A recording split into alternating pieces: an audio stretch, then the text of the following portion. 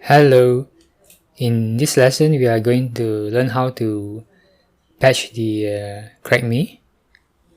If you take a look at the CrackMe 18 website where you downloaded it, you will see that the first objective is to patch it to always succeed no matter what name and serial key you enter. So let's do that now. Before you work on the CrackMe, it is always a good idea to make a copy. So just make a copy of it now. Then we work on the original and we have a backup copy here. So as we saw in the previous lesson, when you analyze it with Detect It Easy, you will see what compiler is used to compile the exe. This is always the necessary step because you want to know what compiler is used to create the exe. That will decide what tool to use to crack the software. So now we can confirm it's created as a .NET executable, so we can use the correct tool to crack this exe, and it is dnSpy. In the previous lecture, I already taught you how to install dnSpy. You can create a shortcut by going to the location where you install dnSpy and then just right click and drag it over to the desktop and then release and click on create shortcut, and then you have a shortcut like mine over here. If you are debugging or decompiling a x64 exe, then you should use this 64-bit version. Otherwise, you should use this version for 32-bit exes. So now we are going to open it with dnSpy. Let's go back to our CrackMe. So we drag the CrackMe, we open it with dnSpy. Another way to open dnSpy is launch dnSpy first by double clicking it. And then once it's open, and you will see once you open dnSpy, you will have all these libraries ready, and dnSpy itself is open here. But we are not going to analyze any of these. These are system files. So you want to analyze, disassemble or decompile this CrackMe, you can use File, Open, and go to the folder where you have your CrackMe. Or another way is you can drag it directly into the panel and it will open the decompile the CrackMe for you. And once decompile, you can see the first screen that you normally get will be your data, your information about this CrackMe, about this exe file. And exe file for .NET are called assemblies, and that's why you see the word assembly, the version, the title, the product, copyright, as well as the .NET Framework version that it was built on. And then you can change the language type here to Visual Basic or even IL. IL is intermediate language. When you compile the .NET program, you don't get a native exe, you get a IL, intermediate language. And then over here, you can, let me put it back to C#. You can go ahead and expand on this and you will see all the files, the subfolders within this CrackMe. And the most important one will be your program here itself, the CrackMe 18. If you expand on it, you will see the form. So when you click on the form, it will decompile it and show it to you.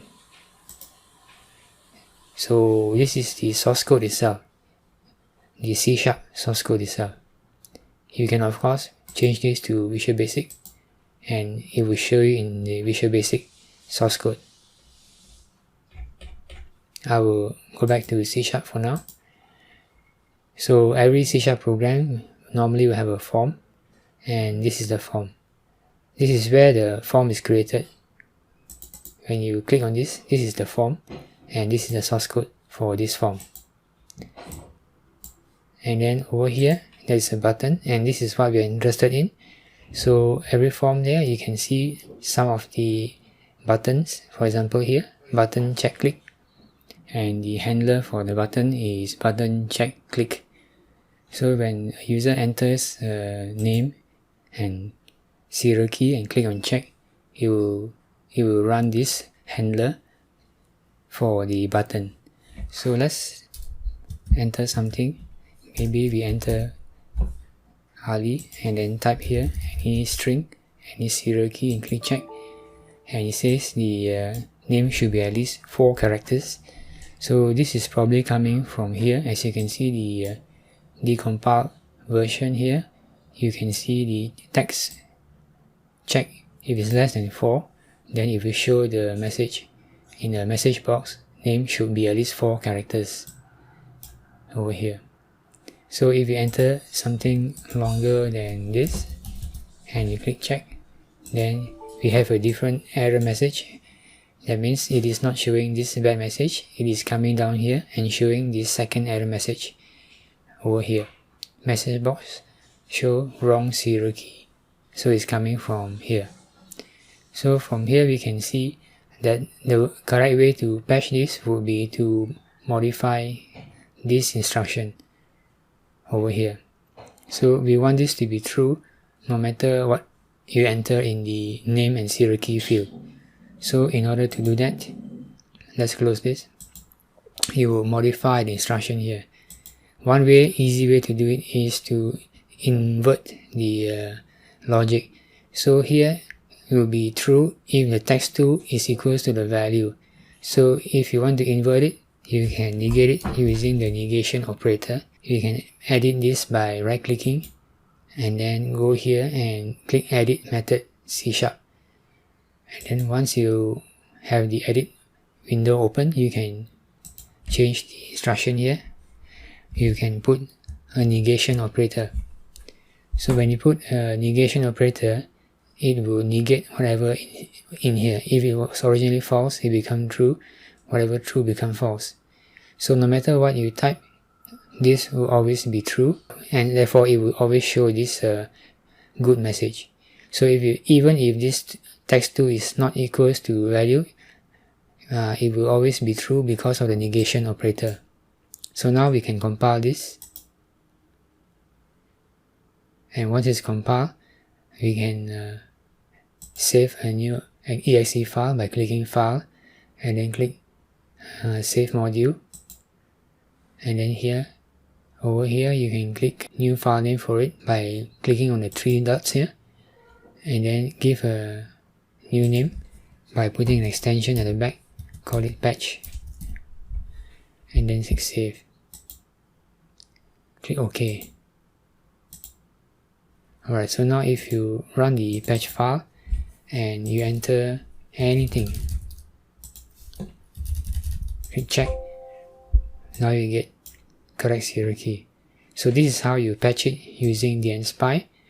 In the next lesson, we'll continue with the second objective. So thank you for watching. See you in the next one.